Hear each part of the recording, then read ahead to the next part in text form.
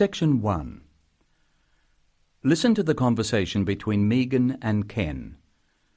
They are deciding how they will spend the evening. First, you have some time to look at questions 1 to 7.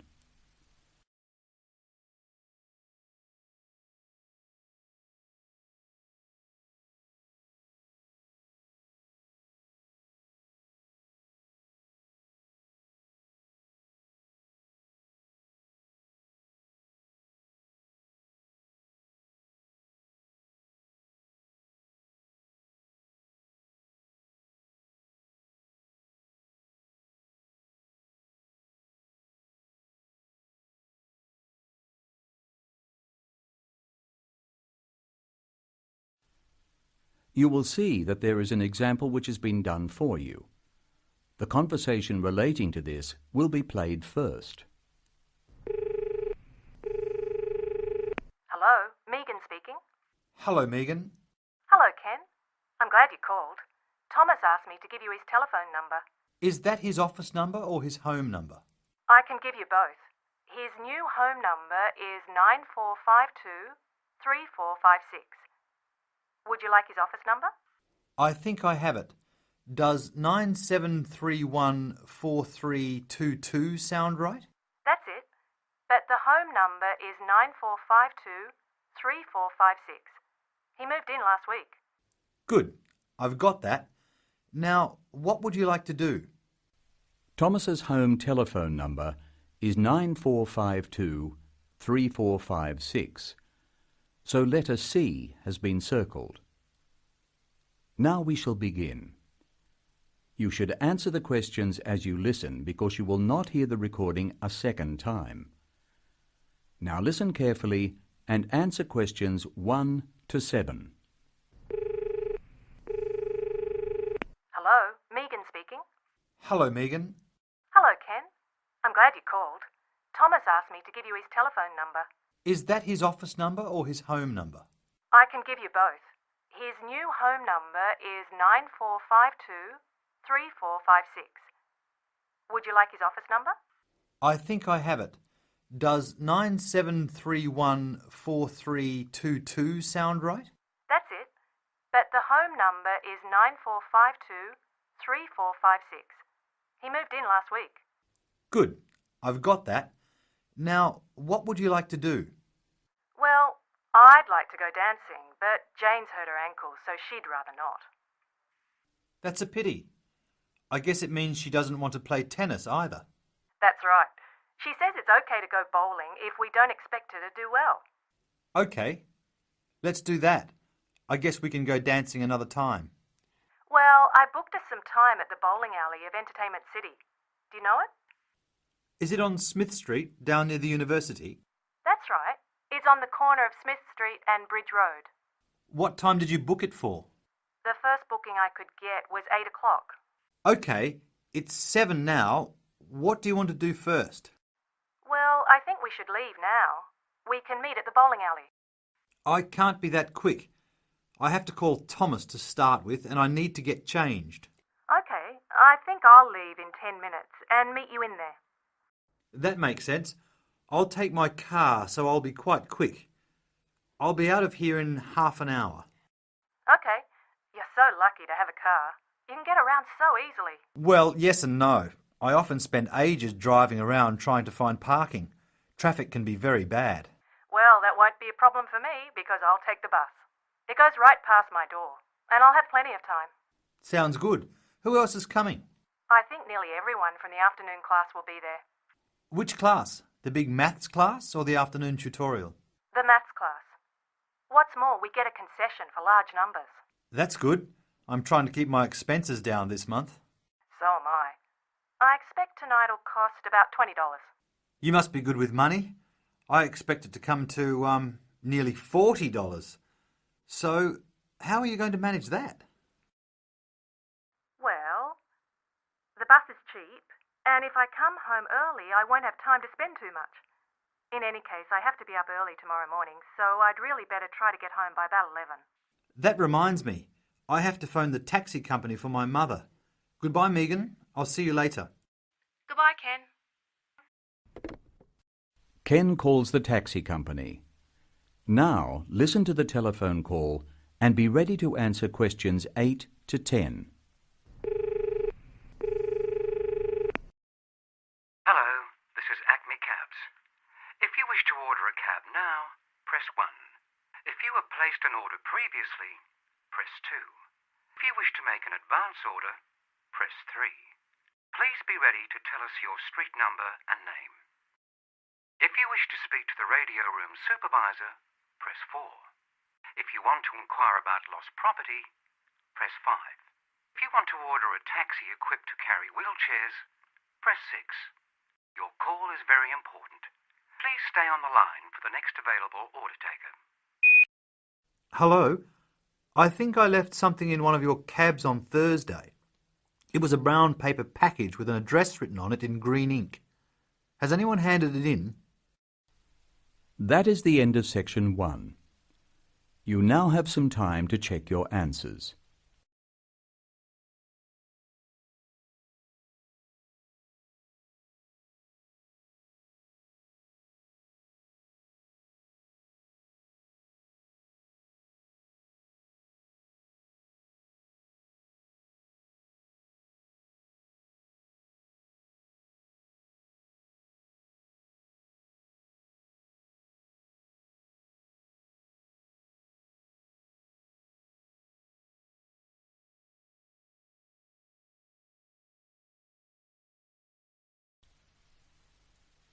Now turn to section 2. Section 2. You are going to hear some announcements made to a group of people who are planning a trip to Greece.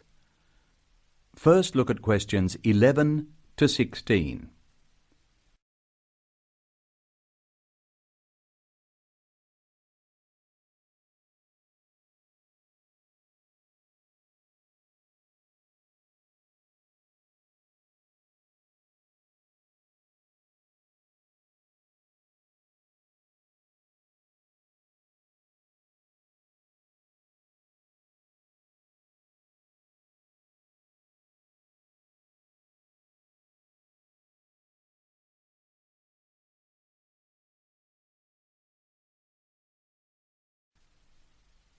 As you listen to the first part of the talk, answer questions 11 to 16. Good morning, everyone. I'm getting very excited about this trip to Greece, and I'm sure you are too. As you know, we didn't have all the details at our last meeting, but I can give them to you now. We leave London Gatwick Airport on British Airways next Wednesday. Please be sure to be at the airport by 4:30. I know it's early, but our departure time is 8:25 a.m. We're quite a large group, and we don't want to have any hassles. Please be sure to have all your travel documents ready. We'll arrive in Athens at 2:25 in the afternoon, and there'll be a vehicle there to meet us. It'll be a full-size coach, so everyone can travel together. We'll spend 3 full days in Athens, and we booked for 2 nights accommodation in the hotel. The second day, we'll go to the National Archaeological Museum to see the enormous collection of ancient Greek works of art, antiques, statues, a brilliant display. We'll eat out at a typical Greek restaurant on Thursday night. It's going to be a very busy time in Athens. Friday morning and afternoon, we'll visit historic sites, but we have nothing planned for the rest of the day. On Saturday, we're off to the islands, the Greek islands of ancient myth and modern romance. Now, the big news. At first, we thought we'd take the ferry, but we've been very lucky to secure a sailing boat which is big enough for all of us. I'm really excited about this part of the trip, because we'll see the islands to the best advantage, and we'll be able to cruise around and sleep on board. We'll get off at different islands, and for one part of the trip, we'll have people playing Greek traditional music actually on board with us. Now, I'll pass out a brochure with all the details. Now look at questions 17 to 20.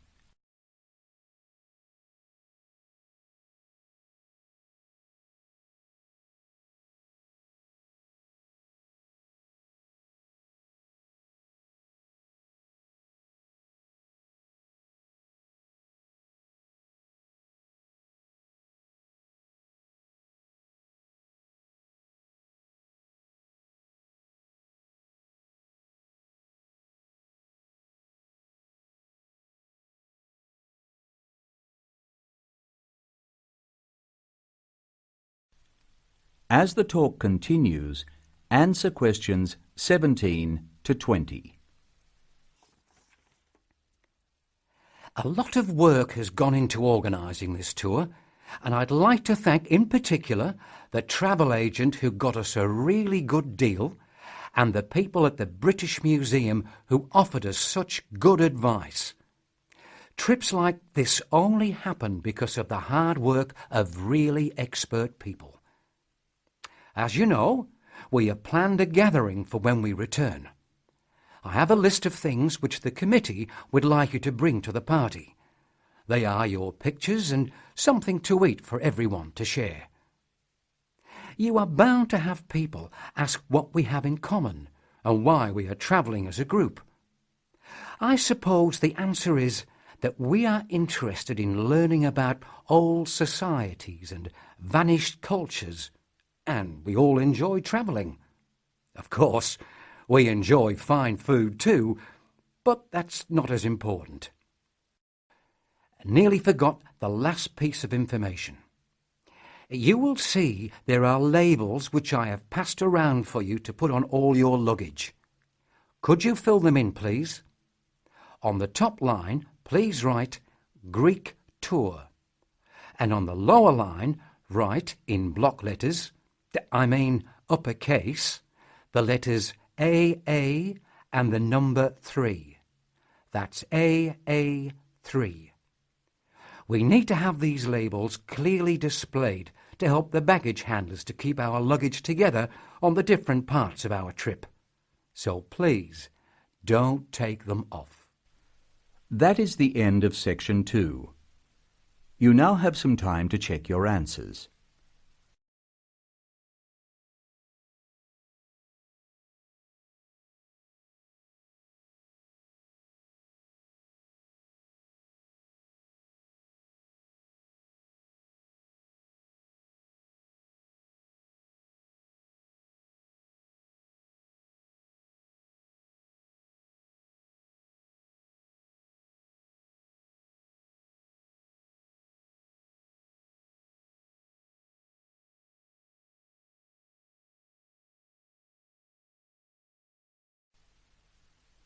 Now turn to section 3. Section 3. You are going to hear Dr. Joanne Robinson, the course director of a language learning centre, answering questions from reporters from the student newspaper. First look at questions 21 to 25.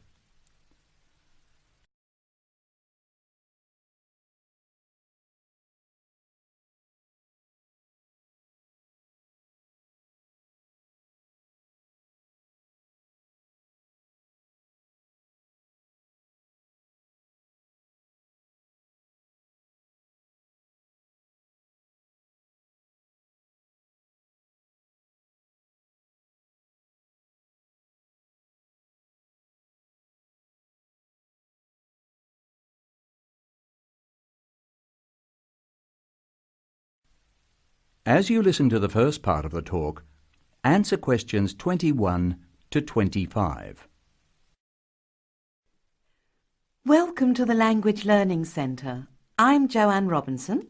You must be the reporters from the Examiner. Please come in and sit down. Hello, Dr. Robinson. Yes, we're from the Examiner. I'm Cheryl Perkins and this is Don Klim. May I start with a question? Did this college really start with Brazilian students? It did. The Language Learning Centre was founded in 1985 to look after a group of students from Brazil who wanted to study here. Those 20 students soon grew to 60, and as you can imagine, we had severe accommodation problems. Somebody said that you were in the old amenities block right near the engineering school. They have a good memory. Yes, we were there, because the university hadn't believed we would expand so quickly. The problem wasn't solved until we moved into these new premises in Bancroft House in 1987. When did you start taking students from other countries? About 1990. We now have students from 13 different countries enrolled, and we expect a large group from Turkey next month. Yes, we've noticed a lot more advertisements for Turkish restaurants in our advertising section. Well, 40% of our students come from Turkey, by far the largest single national group, and I believe there's been an influx to the rest of the university. There are a lot of Turkish students studying hospitality.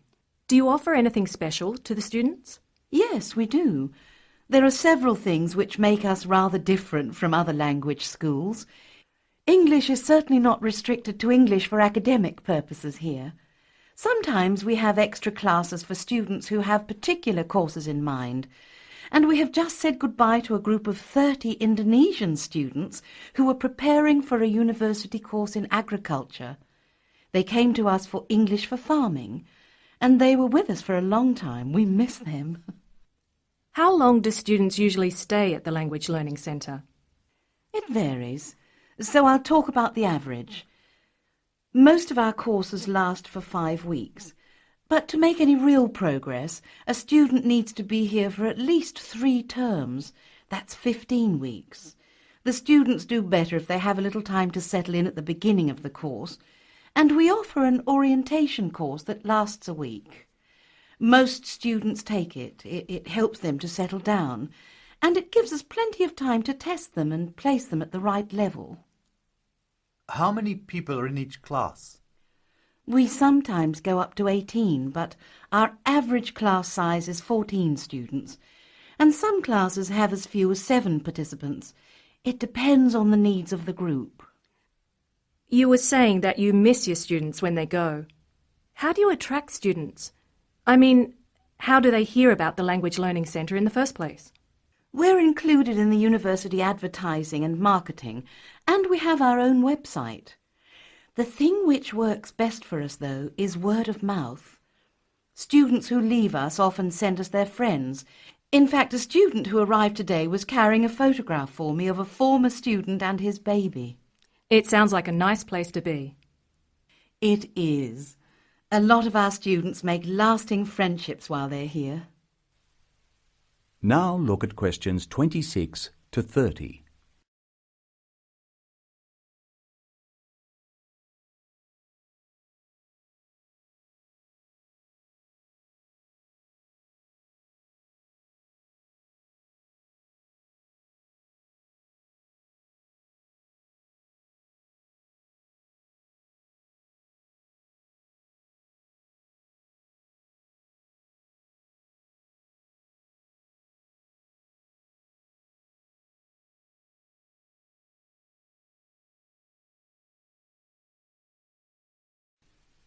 As the talk continues, answer questions 26 to 30.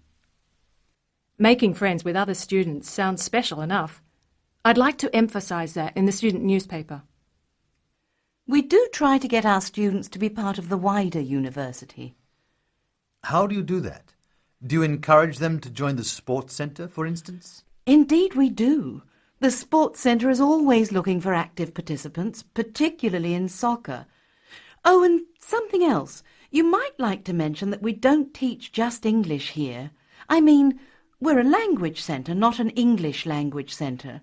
You may learn Spanish, Mandarin and Russian here. And we can sometimes offer other languages. This means we can have some students who are native speakers of those languages as conversation partners for English-speaking students. Who can do those courses? At this time, any native speaker of English. What about the people who are learning English? Can they do a non-English language course? At this time, only if they've almost finished their English language course.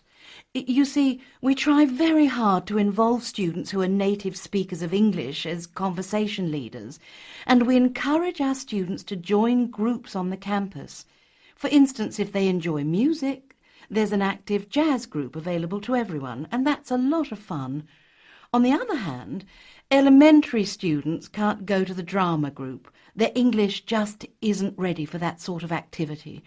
But the university choir welcomes all the singers it can find. They often do large productions that need a lot of voices. I imagine the special conversation groups are open to all your students. I wish they were. I'm sorry to say they're a special service we provide for elementary students only. Is there anything else I can tell you? I'd be really pleased if you could write about the courses we offer in foreign languages. I think our readers would be very interested in that. Thank you for your time, Dr. Robinson. Yes, thank you very much. Goodbye. Thank you for giving me the opportunity to talk about the centre. It's always good to let the rest of the students at the university know what goes on in our classrooms and outside them. After all, many of our students leave us and then study for degrees in various disciplines on this campus. That is the end of section 3. You will now have some time to check your answers.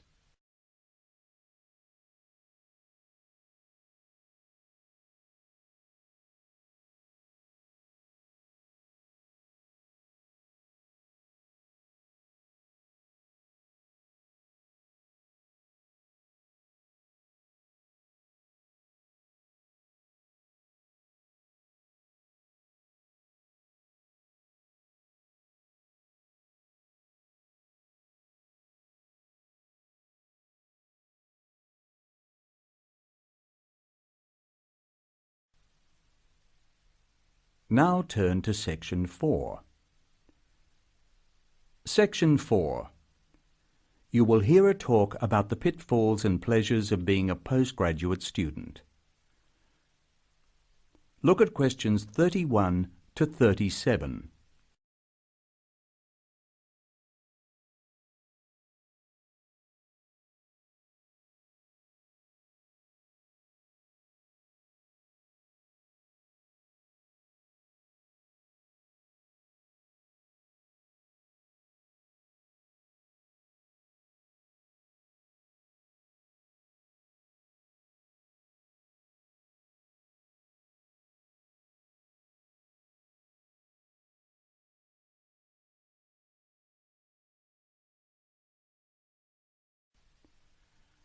Listen to the speaker's advice and answer questions 31 to 37.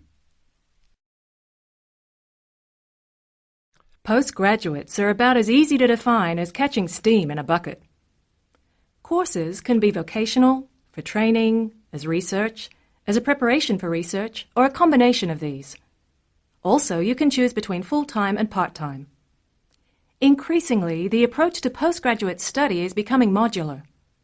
The vast majority of postgraduates are doing short, taught courses, many of which provide specific vocational training. Indeed, there has been a 400% increase in postgraduate numbers in Britain over the past 20 years. Current figures stand at just under 400,000. People undertake postgraduate study for many reasons. These may be academic, intellectual challenge, development of knowledge, vocational, training for a specific career goal, or only vague, drifting into further study. It is essential that you determine the reasons you want to become a postgraduate. If you have clear goals and reasons for studying, this will enhance your learning experience and help you to remain focused and motivated throughout your course. Where you study should be based on much more than the course you want to do. For some courses, you are likely to be there for several years, and it is important that you are happy living there. Check also what type of accommodation is available and whether the institution provides any housing specifically for postgraduates. Choosing an institution and department is a difficult process. To determine quality, do not rely on the reputation of an institution, but find out what ratings are from the most recent assessment exercises. Find out about the staff, their reputation, competence, enthusiasm, and friendliness. Visit the department if possible and talk to existing postgraduates about their experience, satisfaction, comments and complaints. Most importantly, check how they feel about their supervisors. Also, check what facilities are available, both at an institutional level, for example libraries, laboratory and computing facilities, and in the department, for example study room, desk, photocopying, secretarial support, etc.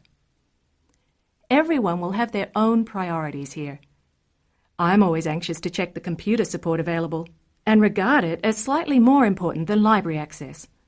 Your working environment and the support available to you plays an essential part in making your work as a postgraduate a positive experience. Life as a postgraduate can be very different to your other experiences of education. Things that can distinguish your experience are the level of study, independence of working, intensity of the course, the demands on your time, and often the fact that you are older than the majority of the students. These factors can contribute to making you feel isolated. However, there are several ways you can make sure that this is either short-lived or does not happen at all. Many student unions have postgraduate societies that organize social events and may also provide representation for postgraduates to both the student union and the institution. Departments can also help to create a sense of identity and community, and often have discussion groups available. Don't be afraid to talk to staff about any difficulties you might be having. Of course, universities provide counselling services, but we have found that the best advice comes from talking to other postgraduates who may have faced similar difficulties. Look at questions 38 to 40.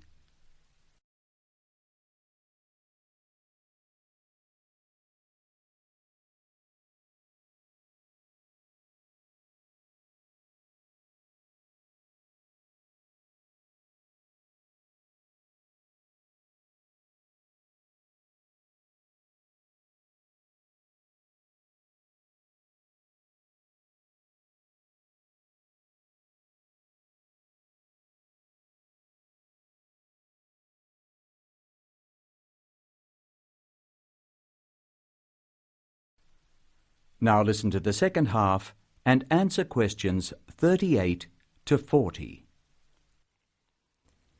Financial planning is essential since the government excludes postgraduates from student loans and it can be difficult to maintain your student status with banks. This has implications for free banking and overdraft facilities. Do not underestimate your living costs, including food, accommodation and travel, and be careful not to budget for everything except a social life. Funding a course is one of the most challenging things people face when considering postgraduate study. Most postgraduate students are self-financing. They pay, often very large, fees and receive no maintenance income to support their study. Make sure you know exactly what your costs will be. Institutions often hide extra fees like laboratory costs behind the headline fee rate advertised. Funding can come from various sources. Research councils, charities, trust funds, institutional scholarships, local education authorities, and professional bodies and organizations all offer various levels of funding. As I said before, the government excludes postgraduates from student loans, so it is essential you look to other sources. Career development loans are available from high street banks. The best advice on funding is to be proactive, persistent, and patient. The postgraduate community in Britain is multinational, has a wide range of experience of life and work, and an exciting mix of goals, both career and academic. Being a postgraduate student should be a productive and fulfilling thing to do, and you will become part of a diverse and motivated social group. That is the end of section 4. You now have some time to check your answers.